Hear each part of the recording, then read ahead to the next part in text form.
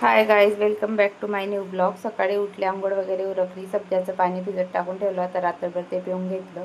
त्यानंतर पटापट घरातले कामं उरकले, कारण मार्केटला पण जायचं होतं, राख्या वगैरे घ्यायच्या होत्या. उद्या नारळी पौर्णिमा आहे म्हणून मग पटापट उरकलं. राहुल यांना नाश्ता वगैरे दिला. इकडं प्रिशाला रेडी करून बसवलं होतं. मॅडम गॉगल वगैरे घालून एकदम शायनिंग मारत होत्या. त्यानंतर मग पटापट उरकलो. मग आम्ही निघालो मार्केटला जाण्यासाठी.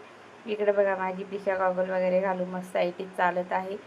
आम्ही चाललो मस्त. इकडं प्रिशा म्हणते ऊन लागतंय तर चष्मा घालायचा, गॉगल घालायचा, असं आम्हाला ज्ञान देत होती. मग आलो मार्केटला. मस्त मस्त राख्यांचं मार्केट लागलेलं होतं. मस्त मस्त व्हरायटीच्या राख्या होत्या. ह्या वेळेस तर खूपच व्हरायटी होत्या राख्यांमध्ये.